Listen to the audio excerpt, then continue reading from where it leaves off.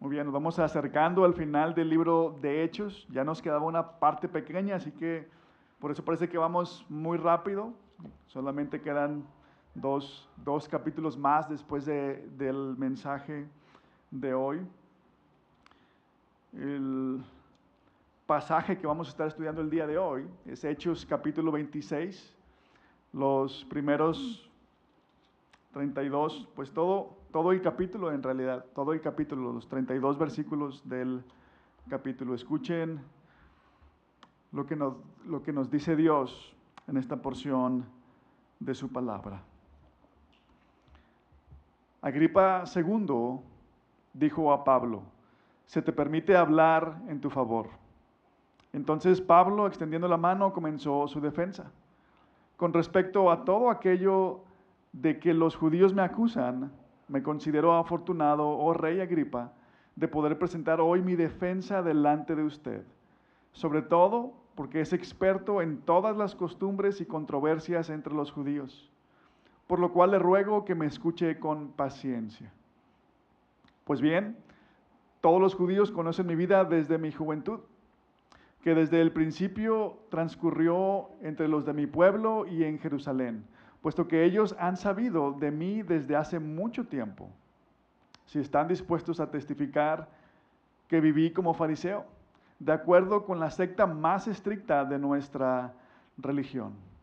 Y ahora soy sometido a juicio por la esperanza de la promesa hecha por Dios a nuestros padres, que nuestras 12 tribus esperan alcanzar al servir fielmente a Dios noche y día. Y por esta esperanza, oh rey, soy acusado por los judíos, porque se considera increíble entre ustedes que Dios resucite a los muertos. Yo ciertamente había creído que debía hacer muchos males en contra del nombre de Jesús de Nazaret. Esto es precisamente lo que hice en Jerusalén. No solo encerré en cárceles a muchos de los santos con la autoridad recibida de los principales sacerdotes, sino que también, cuando eran condenados a muerte, yo añadía mi voto. Castigándolos con frecuencia en todas las sinagogas, procuraba obligarlos a blasfemar y, enfurecido contra ellos, seguía persiguiéndolos aún hasta en las ciudades extranjeras. Ocupado en esto, cuando iba para Damasco con autoridad y comisión de los principales sacerdotes, al mediodía, oh rey, yendo de camino, vi una luz procedente del cielo más brillante que el sol, que resplandecía alrededor mío y de los que viajaban conmigo. Después de que todos caímos al suelo, oí una voz que me decía en el idioma hebreo: Saulo, Saulo, ¿por qué me persigues? Dura cosa te es dar coces contra el aguijón. Yo entonces dije: ¿quién eres, Señor? Y el Señor dijo: yo soy Jesús, a quien tú persigues. Pero levántate y ponte en pie, porque te he aparecido con el fin de designarte como ministro y testigo, no solo de las cosas que has visto, sino también de aquellas en que me apareceré a ti. Te rescataré del pueblo judío y de los gentiles, a los cuales yo te envío, para que les abras sus ojos a fin de que se conviertan de las tinieblas a la luz y del dominio de Satanás a Dios, para que reciban por la fe en mí el perdón de pecados y herencia entre los que han sido santificados. Por tanto, oh rey Agripa, no fui desobediente a la visión celestial, sino que anunciaba primeramente a los que estaban en Damasco y también en Jerusalén y después por toda la región de Judea y aún a los gentiles que debían arrepentirse y volverse a Dios haciendo obras dignas de arrepentimiento. Por esta causa, algunos judíos me prendieron en el templo y trataron de matarme. Así que, habiendo recibido ayuda de Dios, continúo hasta este día, testificando tanto a pequeños como a grandes, no declarando más que lo que los profetas y Moisés dijeron que sucedería, que el Cristo había de padecer y que por motivo de su resurrección de entre los muertos, él debía ser el primero en proclamar luz tanto al pueblo judío como a los gentiles. Mientras Pablo decía esto en su defensa, Festo dijo a gran voz: Pablo, ¿estás loco? Tu mucho saber te está haciendo perder la cabeza.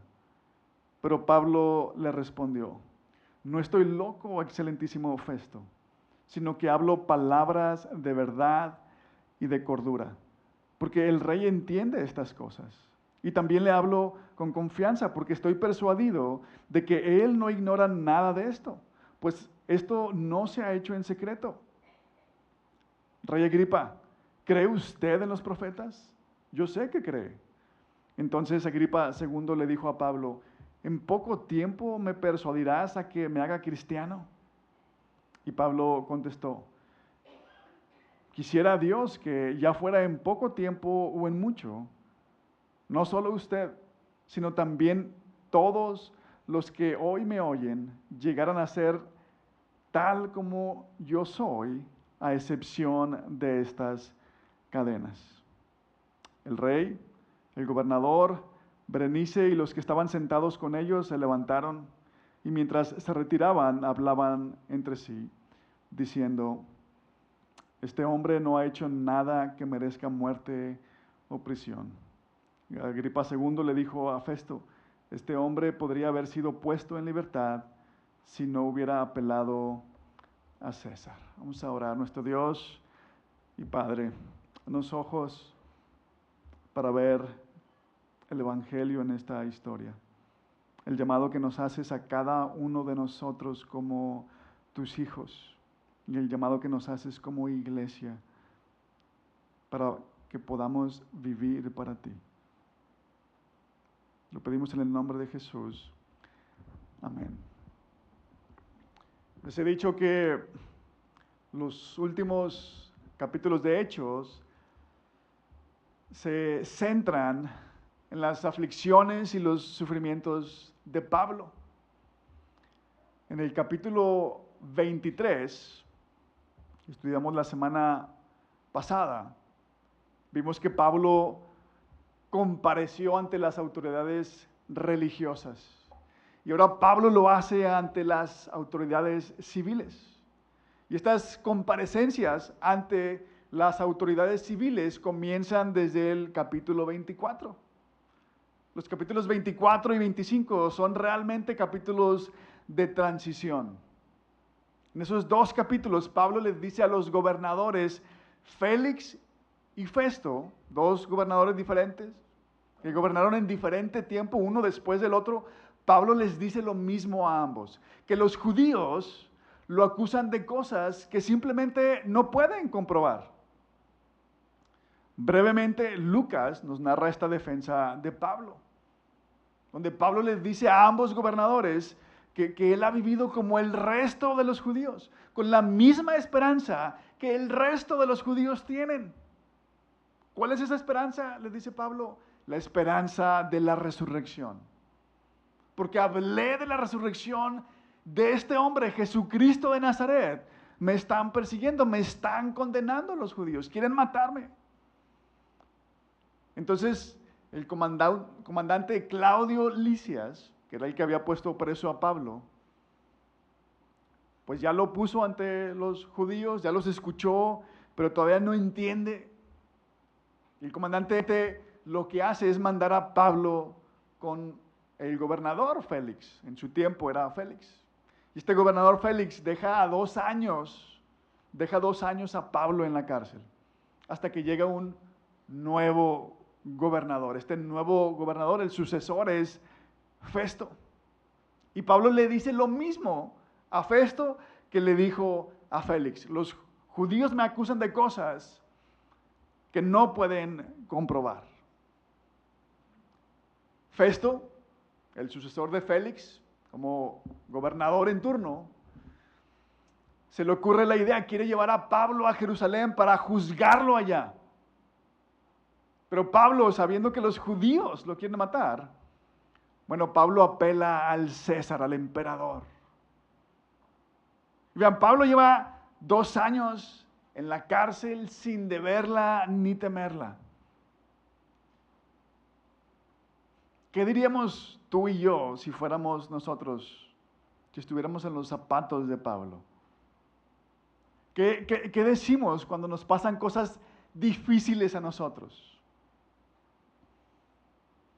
Bueno, muchos pensamos que nos pasan cosas malas porque actuamos mal, ¿a poco no?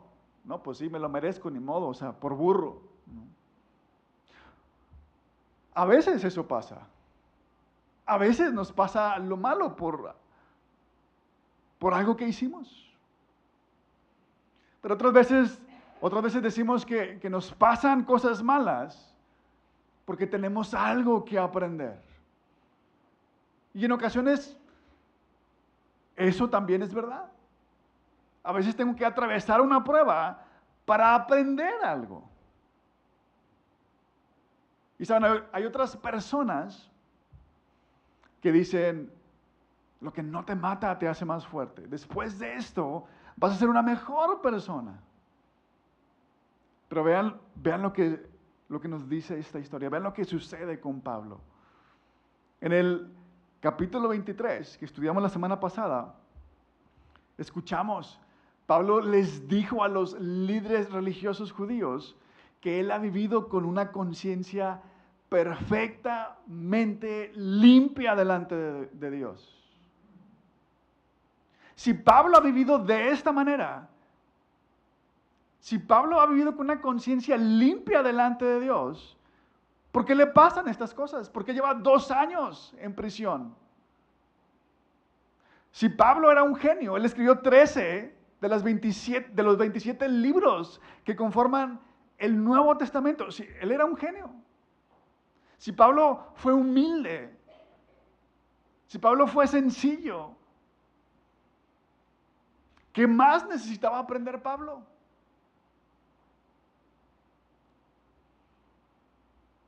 Eso pensamos cuando nos pasa algo malo a nosotros, ¿a poco no? ¿Qué estoy pagando? ¿Por qué estoy pasando esto? ¿Para qué estoy pasando esto? ¿Qué hice? Y sin darnos cuenta, fíjense, nos ponemos en el centro del universo. Como si todo se tratara de nosotros.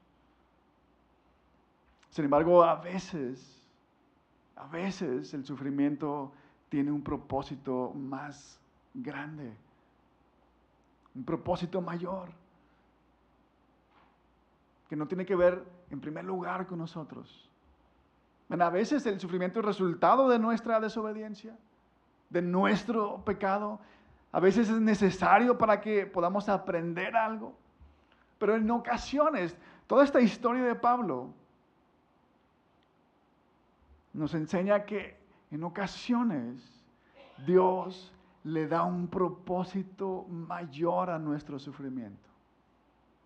¿Cuál es ese propósito? Ser testigos de su amor, de su gracia, de su poder, de su Hijo Jesucristo. Y porque a veces el propósito de Dios para nuestro sufrimiento es que seamos testigos de Él. Dios va a crear situaciones difíciles para que seamos sus testigos. Y tú y yo podemos ser testigos de Él porque Él nos va a sostener en todo momento, en todo tiempo. Y si queremos hacer esto, para poder hacer esto, quiero que pensemos en lo siguiente. Necesitamos pensar, en primer lugar, si hemos de ser testigos del Evangelio de Jesucristo, de la persona de Jesucristo, en medio de nuestro sufrimiento, necesitamos pensar más allá del sufrimiento, en primer lugar. En segundo lugar, bueno, nada más esta simple idea, pensar más allá del sufrimiento, nos pone a pensar. Bueno, ¿y quién puede vivir así? ¿Quién puede pensar así? ¿Quién puede vivir pensando más allá del sufrimiento? Y por último, ¿cómo alguien puede pensar así? ¿Cómo alguien puede vivir así? Entonces, si queremos, por medio de nuestro sufrimiento, si queremos que nuestro sufrimiento, darle este propósito que Dios le da a veces, hacernos testigos de Él. Necesitamos pensar más allá del sufrimiento. Ver quién puede pensar así y cómo lo hace. Muy bien, con estas 3 ideas en mente, una de las cosas que debemos hacer para ser testigos del amor, de la gracia, del poder de Dios, estoy diciendo que es pensar más allá del sufrimiento. ¿A qué me refiero con esto? Acabamos de repasar la historia de Pablo hasta este momento y hemos dicho que Pablo lleva 2 años preso. En la segunda parte del capítulo 25 aparece este personaje, el rey Agripa II. Este rey llega a Cesarea, donde Pablo, donde empieza a escuchar sobre Pablo, donde Pablo está preso porque el gobernador Festo ahí lo tenía, ¿no? Lo recibió como herencia del gobernador anterior, de Félix. Y Festo tiene a Pablo ahí preso porque estaba esperando mandarlo al emperador, a Roma. Pero Festo no sabe qué le va a decir al emperador. Oye, pues el gobernador anterior, Félix, me dejó a este preso. Y me dijo que este preso, Pablo, apeló a ti. ¿Y qué más le digo? Entonces Festo, el gobernador, está buscando un consejo de parte del rey. Dime qué le digo, qué le pongo en la carta, ¿no? Entonces Festo hace comparecer a Pablo delante del rey Agripa.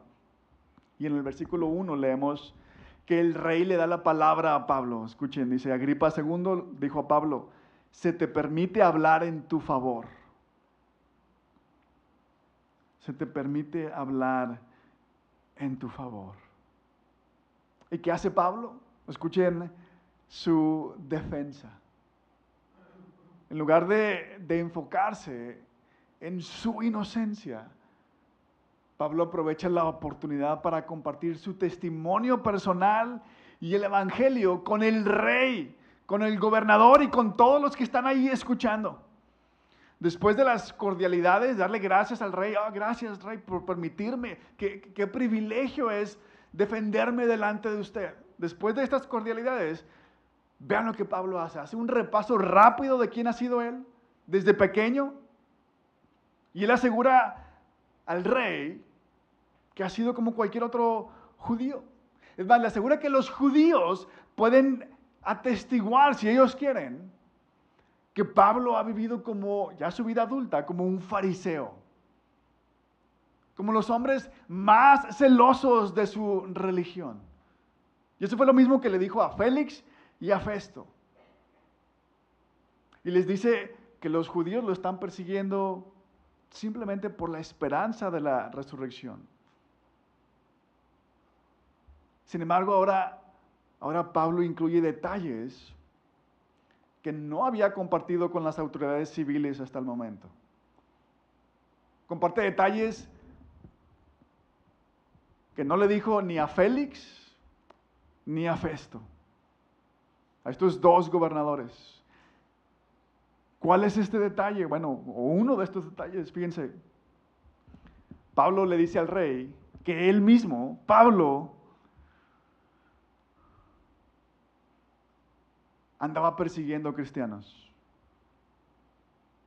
para meterlos en la cárcel. Y no solamente en Jerusalén, que iba incluso a otras ciudades, los arrastraba para meterlos a la cárcel. Le dice que cuando los mataban, Pablo daba su voto de aprobación, sí, que los maten, ¿no? Ahora, ¿por qué Pablo compartiría esta información con las autoridades civiles? ¿No se está arriesgando a que le imputen más cargos? No sé de qué lo acusan los judíos, pero ahora ya tengo evidencia. Ya tengo que decirle al emperador. Este hombre andaba matando literalmente cristianos. ¿Por qué Pablo hace esto? Pablo ya lleva 2 años en la cárcel, no ha escarmentado. ¿Por qué lo hace? Y la respuesta corta es porque Pablo está viendo más allá de su sufrimiento. Porque él no está pensando en sí mismo.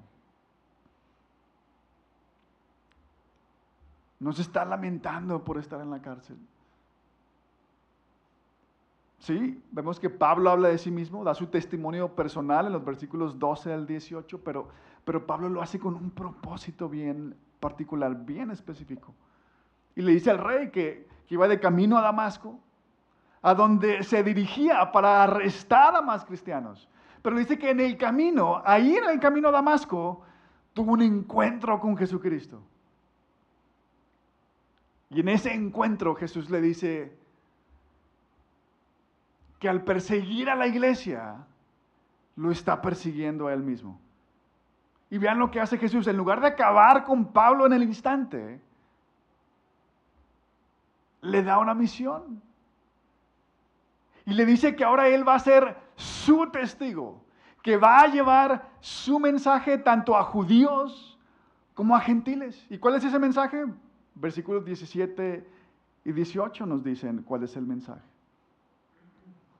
Te rescataré del pueblo judío y de los gentiles, a los cuales yo te envío para que les abras sus ojos, a fin de que se conviertan de las tinieblas a la luz y del dominio de Satanás a Dios, para que reciban por la fe en mí el perdón de pecados y herencia entre los que han sido santificados.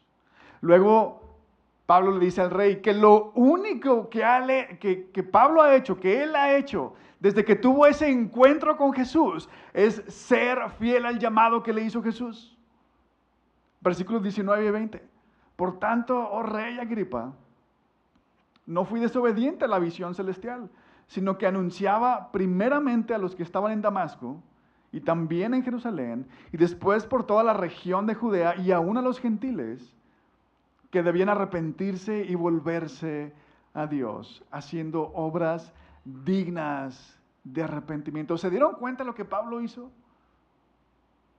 Pablo le predicó el evangelio al rey. Le dijo que todos, judíos y gentiles, viven en tinieblas. Pablo no dice, no, ustedes los pecadores. Dice, no, todos vivimos en tinieblas, bajo el dominio de Satanás. Pero le dice Pablo, pero por la fe en Jesucristo podemos recibir el perdón de nuestros pecados y una herencia.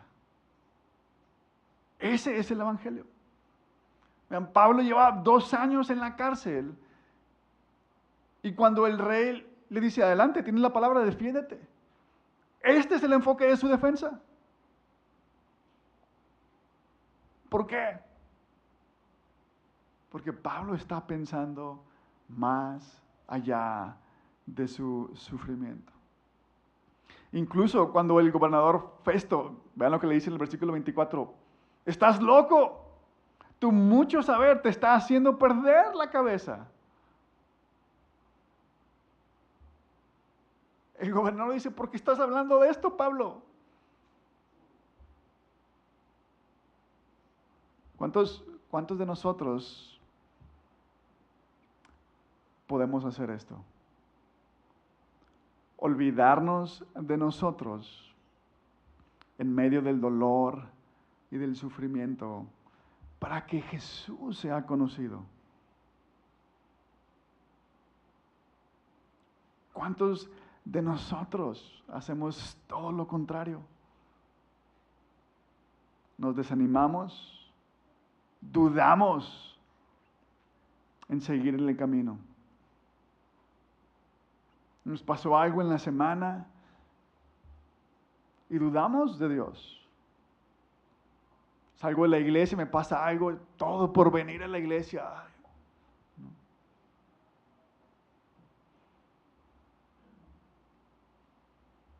¿Dónde está Dios? Ahora, yo sé que al decir esto, que debemos pensar más allá de nuestro sufrimiento, que a veces ese es el propósito para nuestro sufrimiento, que pensemos más allá de él, para dar testimonio de Jesús. Yo sé que al decir esto, algunos, si no es que todos nos preguntamos, bueno, ¿y hay personas que realmente vivan así? Y déjenme les digo que las hay. Precisamente de eso se trata el segundo punto. Veamos quién puede pensar más allá del sufrimiento. Porque Pablo no es el único en vivir así. No fue el único en vivir de esta manera. Muchos cristianos en la antigüedad, los primeros cristianos, vivieron de esa manera. La historia universal nos dice que en algún momento los romanos ejecutaban a los cristianos porque los cristianos se negaban a adorar al emperador. Para los romanos, para muchos pueblos antiguos, los reyes, los emperadores eran semidioses. Y los emperadores y reyes lo sabían y exigían de sus súbditos adoración. Los cristianos decían, no, solamente tenemos un Dios. Y por eso los romanos los ejecutaban.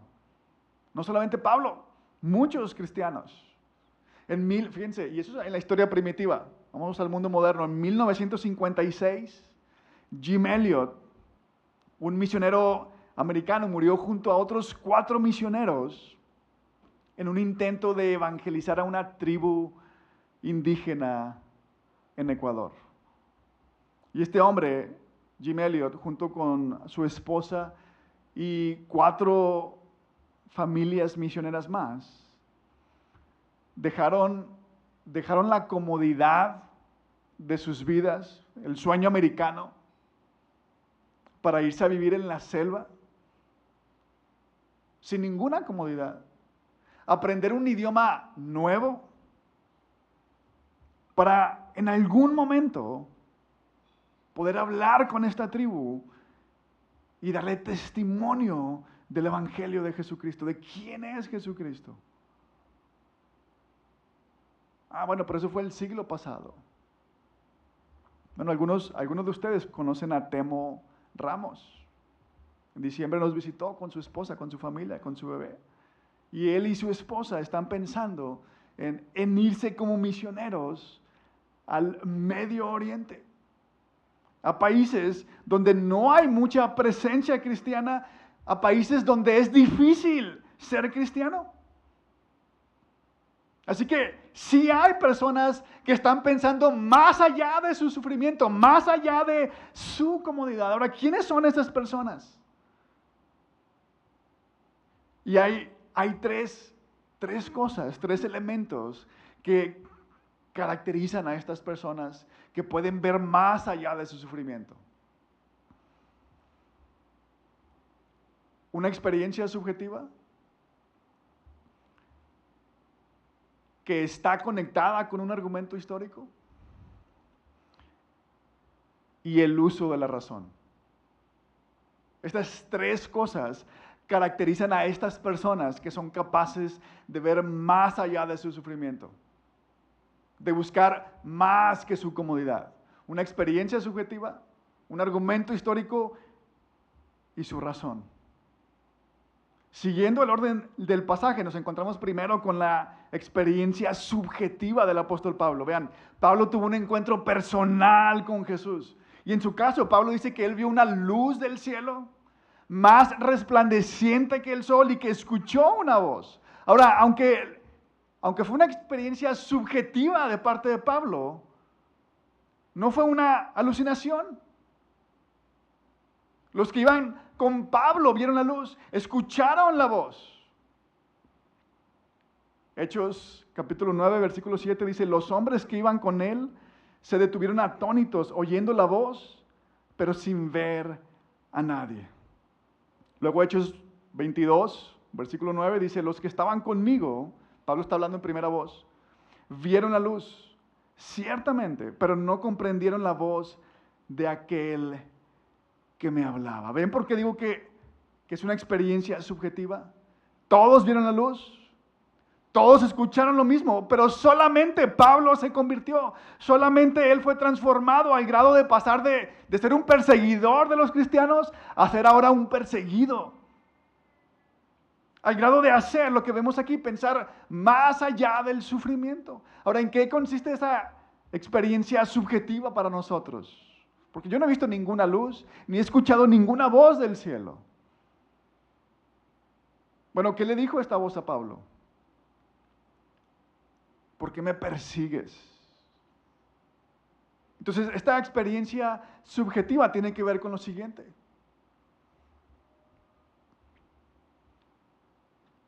¿Qué piensas y qué has pensado de ti en relación a Jesús?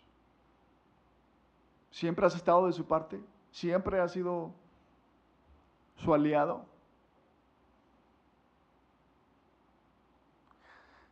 Jesús le dice a Pablo que creía en Dios: ¿por qué me persigues? Entonces esta experiencia subjetiva consiste en lo siguiente. Cuando me encuentro con Jesús, Él me dice que soy la peor persona del mundo.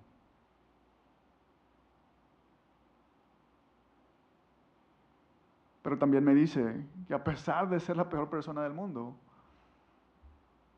me va a invitar a ser parte de su misión.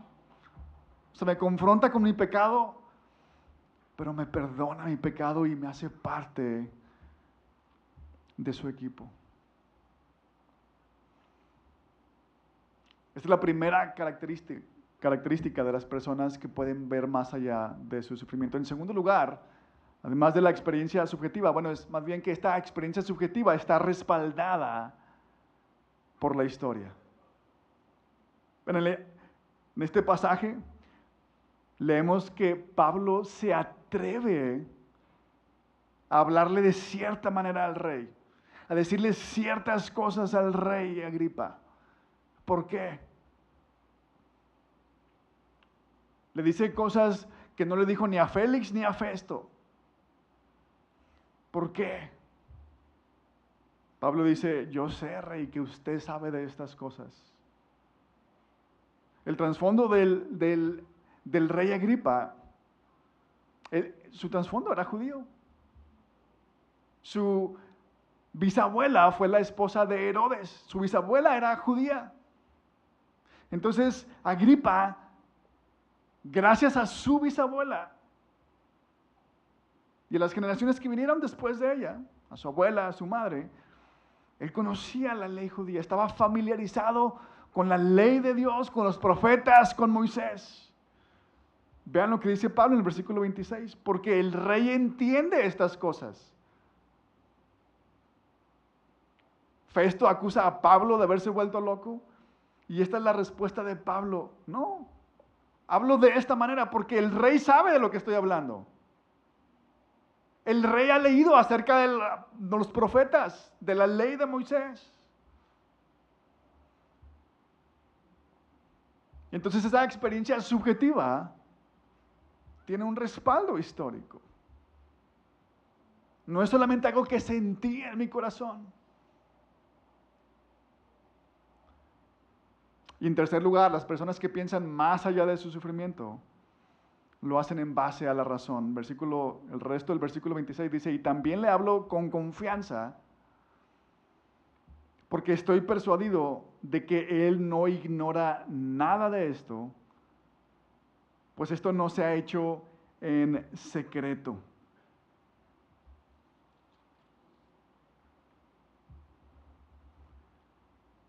Las conspiraciones no suceden a la vista de todos.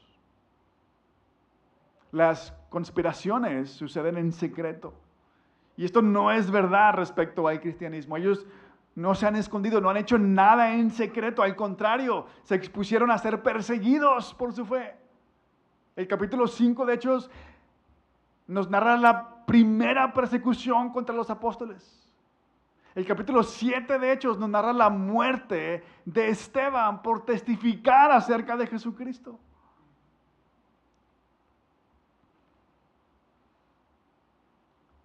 Si los cristianos no se han escondido, este es el argumento en parte de Pablo, no tiene sentido que nuestro mensaje sea una amenaza.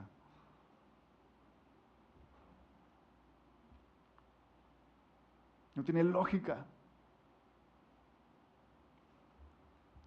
Muchos dicen, yo no sé cómo los cristianos pueden creer tantos cuentos, los milagros y la resurrección, ¿no? Pero no piensan en esto. ¿Quién está dispuesto? ¿Quién estaría dispuesto a morir por una mentira sabiendo que es una mentira? Si los primeros discípulos de Jesús, los apóstoles, inventaron todo lo de la resurrección, ¿por qué estarían dispuestos a morir por esa mentira? Si ellos lo inventaron, ¿por qué estarían dispuestos a morir por algo que sabían que no era verdad? Bueno, la respuesta es que no murieron por una mentira, murieron porque era verdad. Y porque ellos murieron por la verdad, tú y yo podemos confiar en que el mensaje que hemos recibido de ellos es verdad.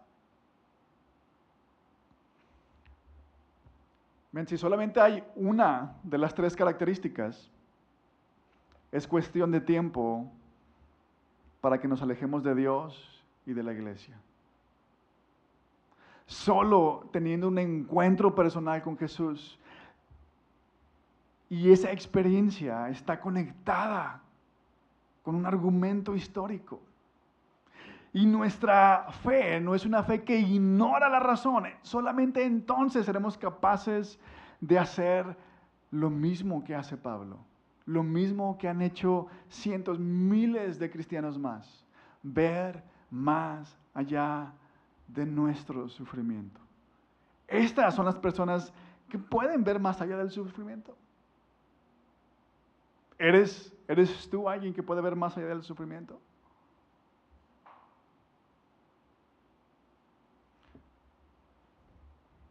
Y tal vez para algunos de nosotros suena atractivo, ¿no? Ver más allá del sufrimiento significa continuar por la vida con la frente en alto, pensando que no importa lo que estoy atravesando, no es el fin de mi vida, que tengo más cosas por hacer, que esto no me va a derrumbar. Tal vez suena atractivo, pero dices, bueno, pero ¿cómo alguien puede pensar de esta manera? ¿Cómo alguien puede pensar más allá del sufrimiento?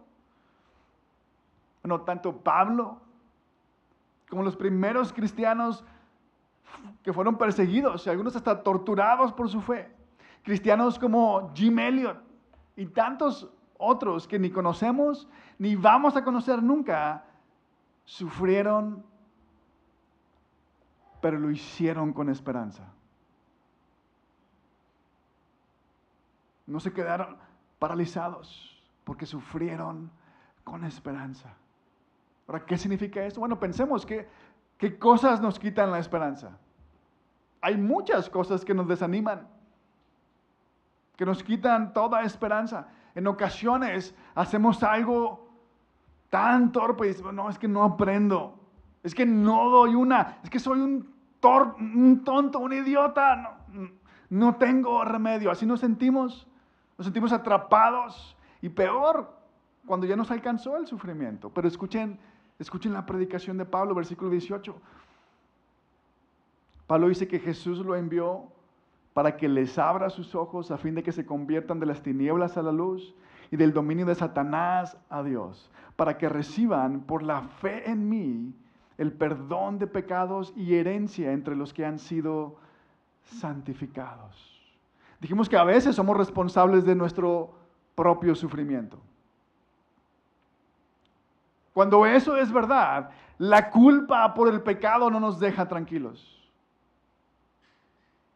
Yo sé que soy el único responsable, pero ya no sé qué hacer. Pero Pablo dice, por la fe en Jesús, recibimos el perdón de nuestros pecados. Pablo mismo escribe en Romanos 8, capítulo 8, versículos 33 y 34.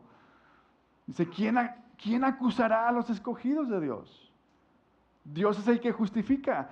¿Quién es el que condena? Cristo Jesús es el que murió. Sí, más aún, el que resucitó, el que además está a la diestra de Dios, el que también intercede por nosotros. Vean, Pablo está diciendo que ni siquiera importa ¿Qué es lo que pensemos de nosotros mismos? Dios es quien justifica, no otros a nosotros, ni nosotros a nosotros mismos. Él intercede por nosotros, dice Pablo. Nuestro futuro está asegurado, nada está perdido. Ahora, Pablo aclara que esta fe está acompañada de arrepentimiento. Vean el versículo 20. Sino que anunciaba que debían arrepentirse y volverse a Dios, haciendo obras dignas de arrepentimiento. Ahora, ¿qué es una obra digna de arrepentimiento? Bueno, les voy a decir primero lo que no es una obra digna de arrepentimiento. Una obra digna de arrepentimiento no es una obra que hacemos para que Dios nos perdone. Es que ya hice aquella tontería en el pasado, Dios, voy a hacer esto para que me perdones lo que hice. Esta no es una obra digna de arrepentimiento. Una obra digna de arrepentimiento no es el sentimiento de culpa que llevamos porque estamos pagando las consecuencias de una mala decisión, de nuestra desobediencia, de nuestro pecado. Una obra digna de arrepentimiento es una nueva orientación en la vida, donde nuestro corazón, nuestra mente, nuestra alma van en una dirección diferente. Todo lo que había hecho hasta antes era pensar en mí, en lo que es mejor para mí, lo que es más cómodo para mí, lo que me gusta más a mí. Bueno, una obra digna de arrepentimiento es un cambio de dirección. Ya no hago lo que es mejor o más fácil o más cómodo para mí, sino que me pregunto antes de hacer cualquier cosa, ¿qué piensa Dios de lo que voy a hacer? ¿Qué piensa Dios de lo que estoy sintiendo? De lo que voy a decir. A veces, muchas veces nos desanima no ver un propósito específico en nuestro sufrimiento. ¿Pero para qué estoy atravesando esto? En ocasiones Dios usa nuestro sufrimiento para enseñarnos algo. El salmista nos lo recuerda, Salmo 119, versículo 67. Dice, antes que fuera afligido, yo me descarrié, pero ahora guardo tu palabra. Bueno, sí, pero esa no es la situación de Pablo, vas a decir. Y es verdad. Pablo no está sufriendo por algo malo que hizo en esta historia, ni capítulos anteriores. Nuevamente, Pablo dice en el capítulo 3, he vivido con una conciencia perfectamente limpia delante de Dios. Esa no es la situación de Pablo. No es que él necesita aprender algo. Esa no es nuestra situación a veces. Pero vean lo que Pablo hizo. Pablo lleva 2 años en la cárcel y se atreve en su defensa, en lugar de hablar de su inocencia, a presentarle el evangelio al rey, al gobernador. ¿Por qué? Porque Pablo está sufriendo para que el nombre de Jesús sea conocido y muchos vengan a Él.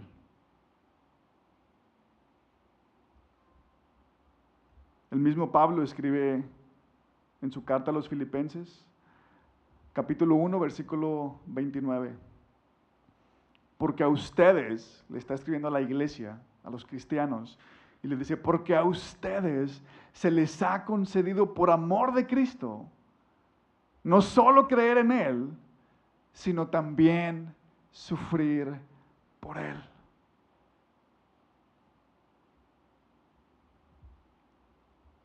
¿Saben por qué? Porque somos unos 70, 80 en esta iglesia en lugar de 200, en lugar de 500, en lugar de 1000. En parte por lo que dice este versículo.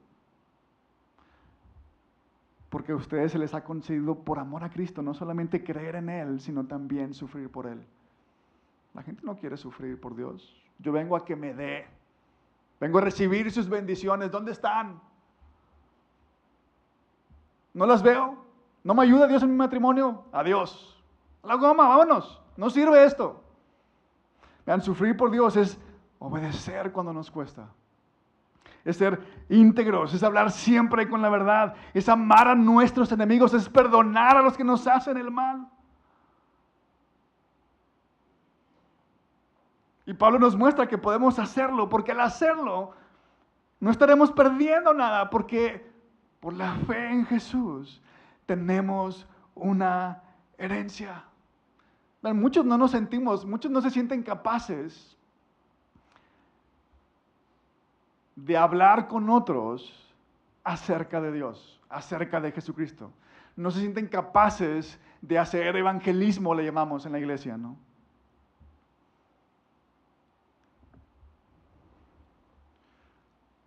Por medio del sufrimiento. Ok, no sabes cómo hacerlo, está bien. Por medio del sufrimiento, Dios te da la oportunidad de hacerlo. ¿Cómo? Con tu actitud ante el dolor y la adversidad. Las cosas no son como quieres, estás enfermo. Y la gente te pregunta, pero ¿cómo le haces? Y tú dices, pero Dios es bueno. Y Dios me sostiene hasta aquí y me ha sostenido y me va a seguir sosteniendo. Y no importa lo que pase, nunca voy a dejar a Dios. Porque Él nunca me va a dejar a mí.